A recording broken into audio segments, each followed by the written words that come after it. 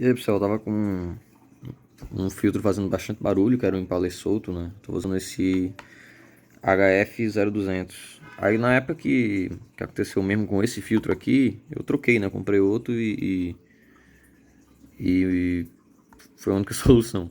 Mas eu descobri a forma de consertar esse barulho, como deixar esse Impala mais certinho, que na verdade era bem simples, era só você pega um veda-rosca. E essa peça desse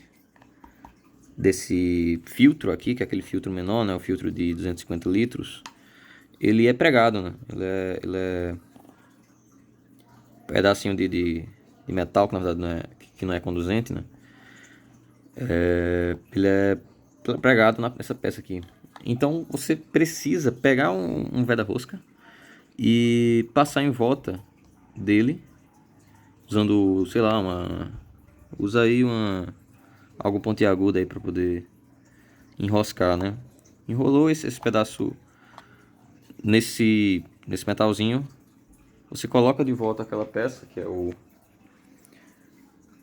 o ímã, né, de novo. E depois disso está resolvido. Foi o que aconteceu com esse outro filtro aqui, que é o do aquário principal, que tinha parado e como não ia dar certo eu trocar, eu realmente o jeito de fazer isso, não ia dar tempo, né? E no entanto deu certo. Foi só esfregar o guarda-rosca no Impaler que deu bom. E como eu disse, é só tirar essa peça. Tirou essa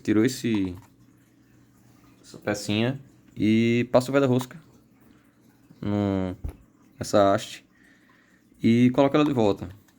E tenta e testa. Se ele continuar fazendo barulho, mais guarda-rosca até dar certo. No entanto, se você tiver, por exemplo, com o filtro sem esse metalzinho aqui no meio, que é o eixo principal, significa que ele realmente quebrou e que realmente é só outro, né?